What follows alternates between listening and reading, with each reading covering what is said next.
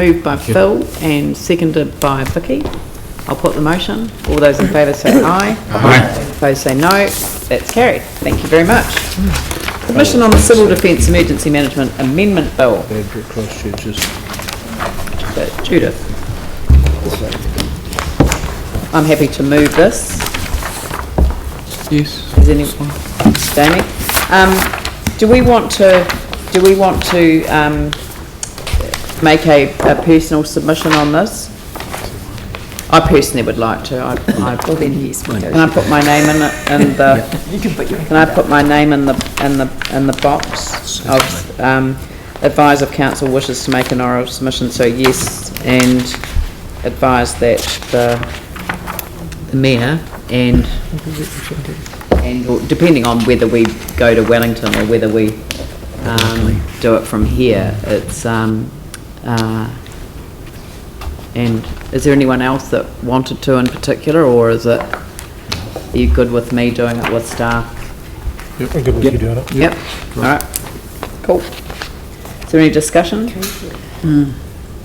Yep. Yanni? Yeah, thank you. I mean, I think it's really timely that they are looking at civil defence emergency management, and at the submissions panel there were a number of things that were raised around just ensuring that I guess that in terms of being prepared for an event, whether the powers actually were sufficient. So it's one thing to have an event and then suddenly have to respond, but there were some opportunities throughout this legislation, I think, that were certainly quite interesting, in that you didn't need a full state of emergency to actually be able to do some of the things that you need to do both prior to an event and post event. Or so I think that was to me it was a really important point. Also just the council also was concerned to make sure that there were robust checks and balances on the powers of ministers, and that there should be a collaborative co-governance approach. So I think that's quite an important point, that, you know, if there are an increase in powers, there needs to be really clear checks and balances. But fundamentally, I think there were some interesting things in here that would actually enable us to be better prepared and be able to better respond to these events when they are coming or when they happen, and I think that's really positive. I think the strong message that we can give is that it's better in the transition from response to recovery, that it's a very collaborative model. I think that's, to me, the most powerful lesson learned that we can share with the rest of the country, and I'm hoping that what we say in that regard can lead to some changes in the way the law prevails in the future. So, Glenn, did you want to say something? Well, yeah, I'm just quite taken by 4.6 in terms of recovery and recovery activity and the scope of that, and whether this could be stretching it far too far, but whether that could be, for instance, interpreted as covering, say, insurance resolution. Now, if you look at it, it talks about the immediate, medium-term and long-term holistic regeneration and enhancement, but under that, to deal with the consequences of an emergency. And then it goes into further detail, which, to me, that timeline looks quite extensive.